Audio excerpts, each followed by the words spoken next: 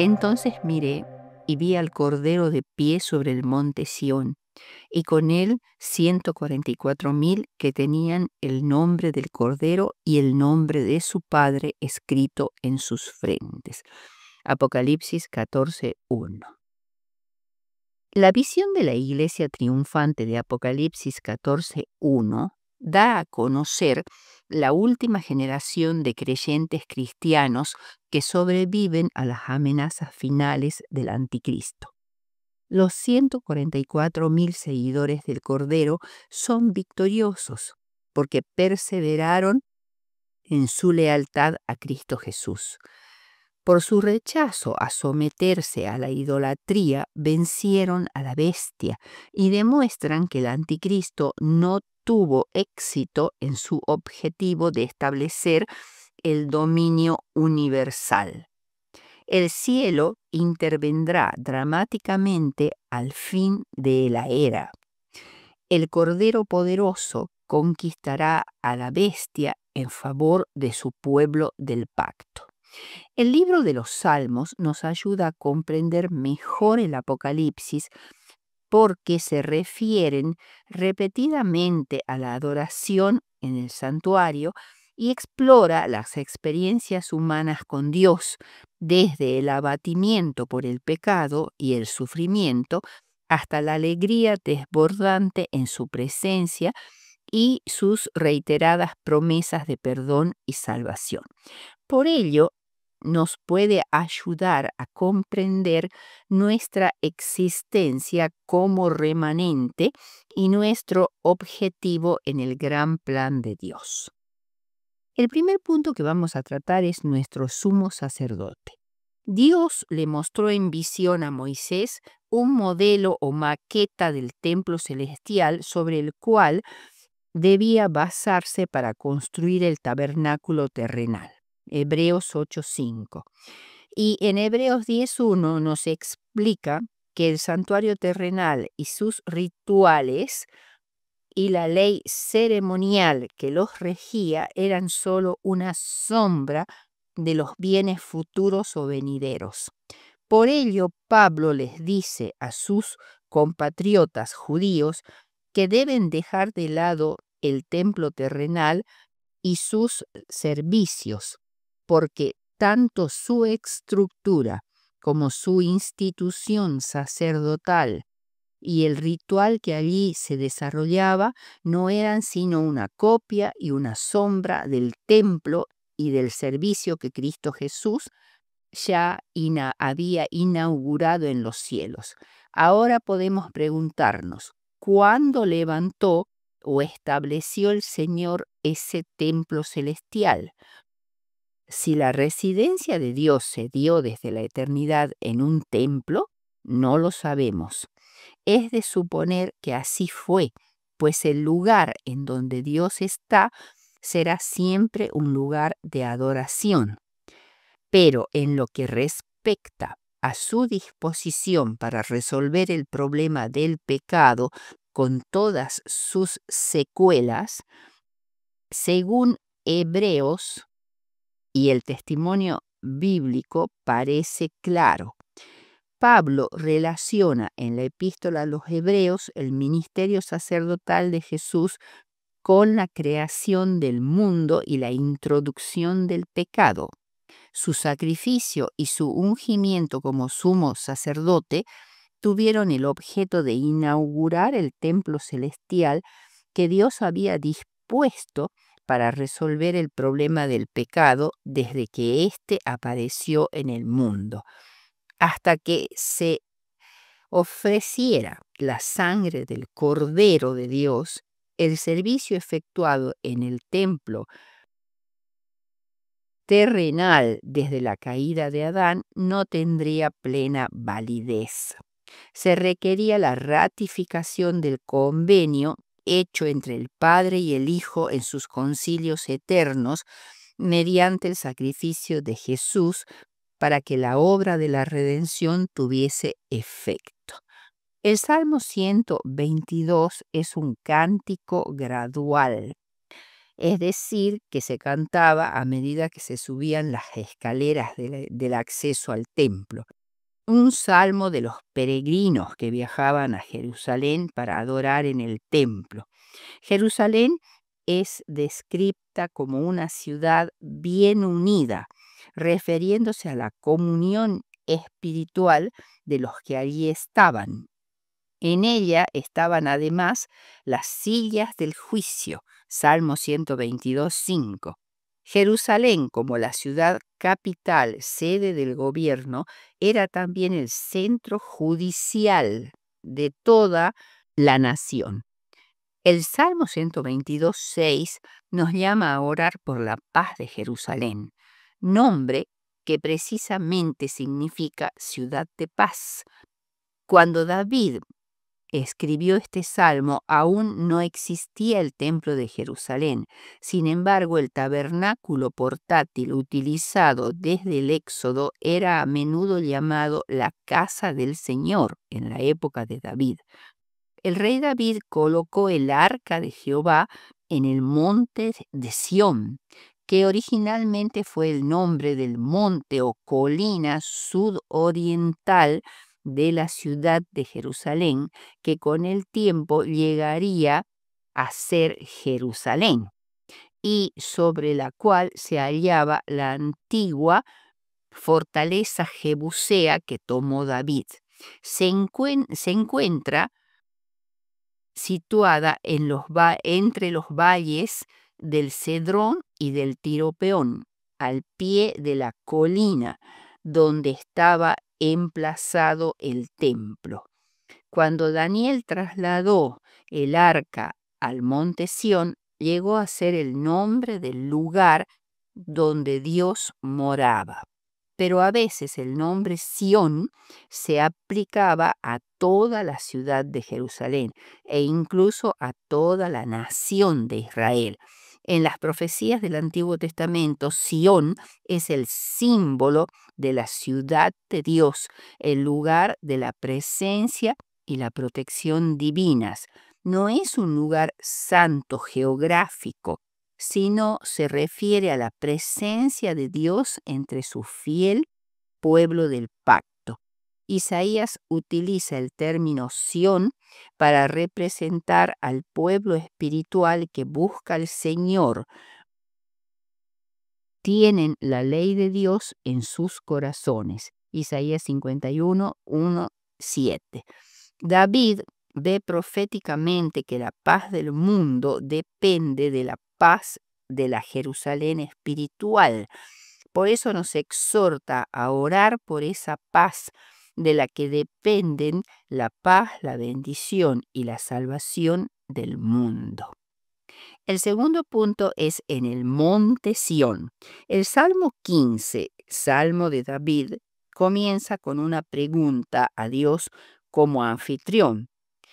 Y la pregunta es, ¿quién habitará en tu tabernáculo? ¿Qué clase de huéspedes desea él tener en su casa? Habitar y morar no tienen el mismo significado. Habitar indica vivir por un tiempo en la casa de alguien como invitado, mientras que morar significa habitar en forma permanente en ese lugar. Por ello, en la segunda parte del versículo 1 del Salmo 15, el invitado se transforma en un huésped permanente de la casa de Dios. Sión, el nombre de la colina meridional de la ciudad de Jerusalén, se transforma en el nombre poético de la ciudad. Siempre se describe a Jerusalén elevada por encima del territorio circundante, ya que está situada en una de las mayores elevaciones del país.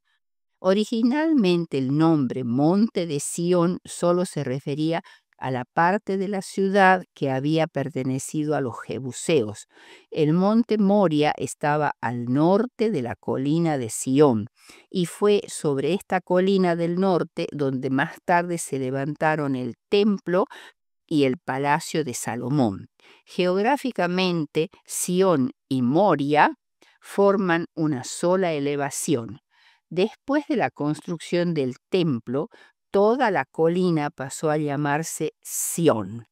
La presencia del santuario y del palacio en la parte norte de la colina, a partir de los tiempos de Salomón, hizo que esa zona llegara a ser la más importante de la ciudad. Por eso la expresión a los lados del norte habría sido una forma de representar la sede del gobierno civil y religioso y más específicamente la morada de Dios.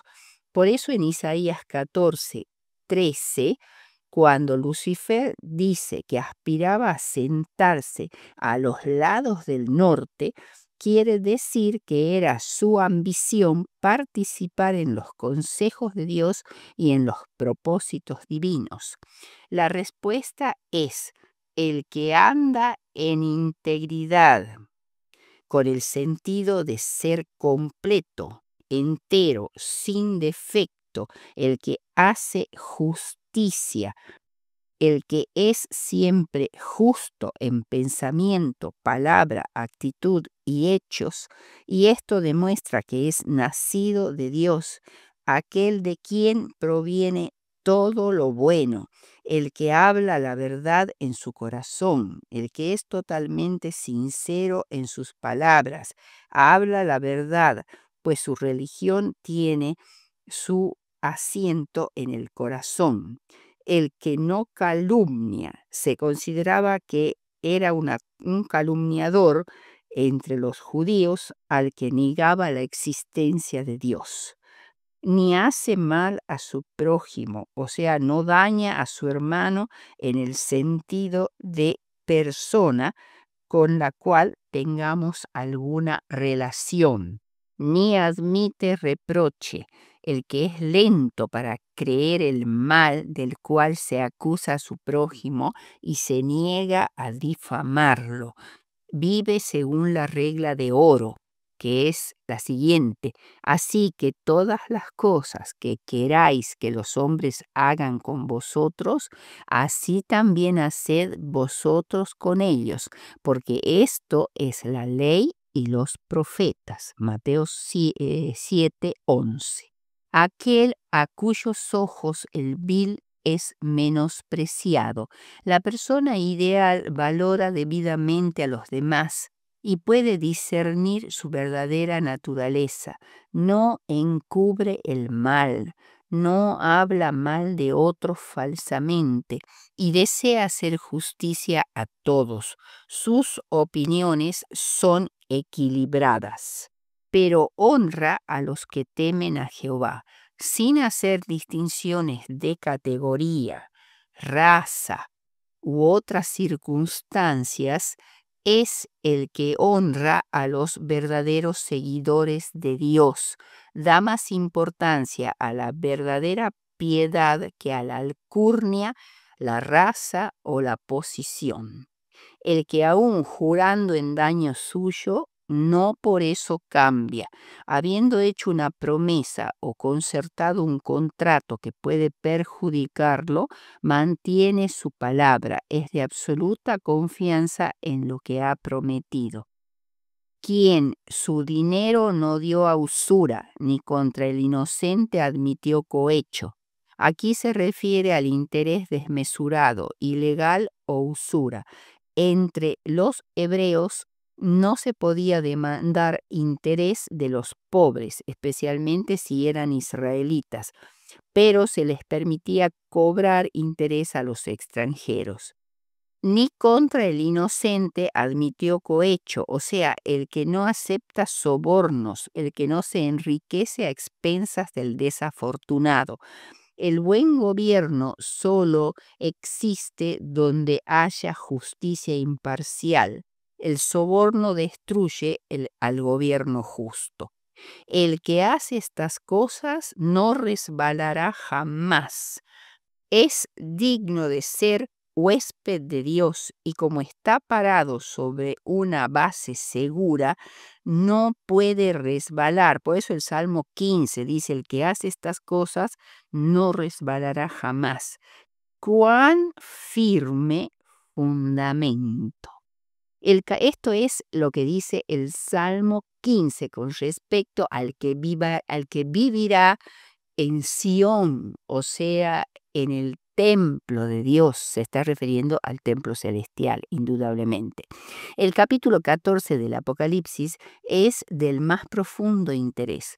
Pronto será comprendido en todos sus alcances, y los mensajes dados a Juan el Revelador serán repetidos con claridad. Estos 144.000 son los últimos compañeros del Cordero, son los que fueron redimidos de entre los de la tierra, los que no se contaminaron con mujeres, pues son vírgenes. Estos son los que siguen al Cordero por donde quiera que vaya. Estos fueron redimidos de entre los hombres como primicias para Dios, el Cordero, y en sus bocas no fue hallada mentira, pues son sin mancha delante del trono de Dios. Es la última generación de creyentes cristianos que sobrevivieron a las amenazas finales del anticristo y son victoriosos porque perseveraron en su lealtad a Cristo Jesús. Demuestran que el anticristo no tuvo éxito en sus objetivos de establecer el dominio universal. El Cordero poderoso conquistará a la bestia en favor de su pueblo del pacto. El monte Sión, o sea, la ciudad santa, Jerusalén, están colocados en contraposición a Babilonia, la archienemiga de Dios, involucrados en un combate mortal. Sión simboliza la ciudad de Dios, el lugar de protección y de refugio. El asunto no es un lugar tanto geográfico, sino la presencia de Dios entre su fiel pueblo del pacto. Es sinónimo de bendición y de liberación. ¿Y quiénes son los 144.000?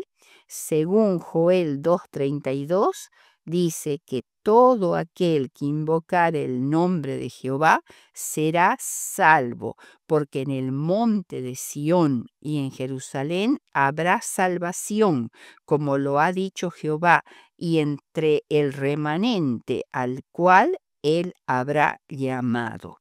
Son victoriosos solo porque han confiado en la sangre del Cordero, Apocalipsis 7:14, y son semejantes a Cristo. El remanente de Israel no hará injusticia, ni dirá mentira, ni en la boca de ellos se hallará lengua engañosa, porque ellos serán apacentados y dormirán, y no habrá quien los atemorice. Sofonías 3:13. Son las primicias de la cosecha del mundo hecha por Dios. Veamos ahora el Salmo 51, un corazón limpio. El Salmo 51 es un salmo penitencial, escrito por David después de cometer su gran pecado con Betsabé. En la angustia del remordimiento y la repugnancia de sí mismo, era la triste historia de su caída que habría de cantarse en las asambleas públicas de su pueblo. Es una oración en procura de perdón y de santificación mediante el Espíritu Santo. Quizá ningún otro pasaje del Antiguo Testamento pinte un cuadro tan patético del pecador verdaderamente arrepentido. En este ruego no hay ninguna excusa, ninguna disculpa, ningún intento de justificación, ninguna queja contra la justicia de la ley que lo condenaba. David solo acepta su culpa por sí mismo. David sabía que podía confiar en la inmensa misericordia de Dios, siendo que el pecado quebrantó la paz del hombre con su Creador. Dios tuvo que hacer un nuevo pacto pacto con el hombre para poder continuar su relación con él. Este era un pacto desigual el que tenía que hacer ahora, porque habría una parte más débil, el ser humano, que había dejado de ser confiable a causa del pecado. Por consiguiente, si Dios quería reconciliar al hombre consigo, para continuar la coexistencia, debía incluir algún sistema de redención en ese pacto desigual con el hombre. A través de su relación especial con el pueblo hebreo, Dios se proponía revelar al mundo y al universo cómo operaría su plan de redención. Por esta razón, y por esta razón, las cláusulas del acuerdo que firmó con ellos fueron universales y el Señor las grabó con su propio dedo sobre las tablas de piedra, las tablas del pacto que el Eterno concertó con vosotros, según dijo Moisés cuando bajó con las 2 tablas de la ley, para resolver y saldar las cuentas con los que rompieron sus votos de fidelidad, pero estarían arrepentidos e implorasen la misericordia divina. Dios ordenó el sacrificio de animales. Así, el castigo o pena por el pecado caería sobre un animal inocente que moriría en lugar del pecador. Al mismo tiempo, Dios enseñaría a los hebreos lecciones prácticas por la revelación de su palabra, de tal manera que aprendieran a vivir vidas más santas, nobles y puras, y no rompiesen irremediablemente los vínculos que los unían. Por la contemplación de la gloria de Dios en el santuario, los pecadores serían transformados de gloria en gloria a la misma imagen y semejanza de su Creador y Redentor.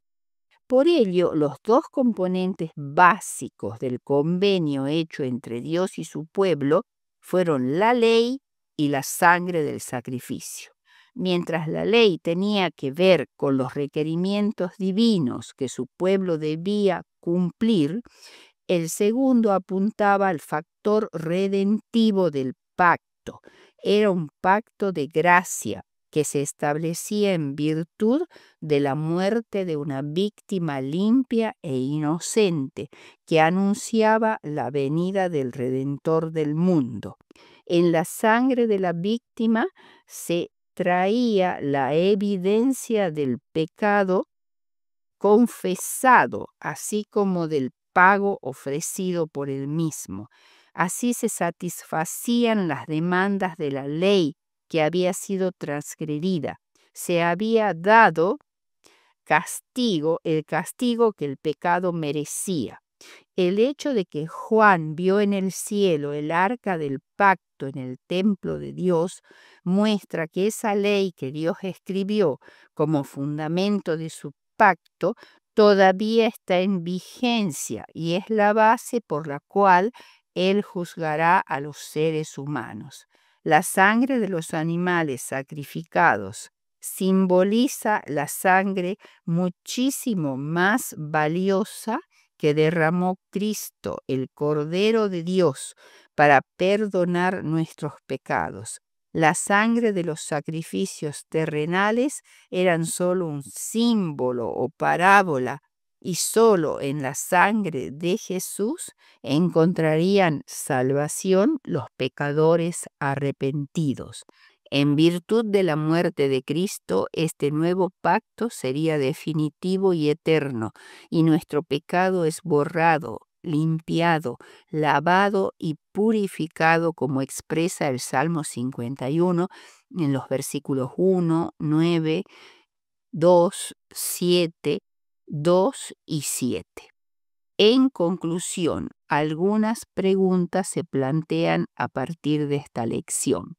Primero, ¿qué significa para nosotros hoy el llamamiento del salmista a orar por la paz de Jerusalén? Sabemos que en el tiempo del fin recrudecerán las guerras y los rumores de guerra en todo el mundo. Orar por la paz de Jerusalén terrenal o de otros países es algo que los cristianos debieran hacer, no por intereses políticos o mundanos, sino para evitar la violencia, el sufrimiento y el derramamiento de sangre, al mismo tiempo para permitir la predicación del Evangelio a todo el mundo. Por otro lado, no podemos olvidar que es imposible evitar la guerra espiritual de Babilonia contra la Jerusalén espiritual, el pueblo de Dios. Pero no debemos inquietarnos, porque el resultado de esa guerra será el triunfo de Cristo, nuestro gran general, y la destrucción de los malignos. En segundo lugar, cuando oramos, digamos, sea hecha tu voluntad y venga tu reino. En este sentido, no estamos orando, digamos, incompletamente o más plenamente por una solución espiritual para este mundo problemático, sino que estamos orando por la venida de Jesús para transformar este mundo caído.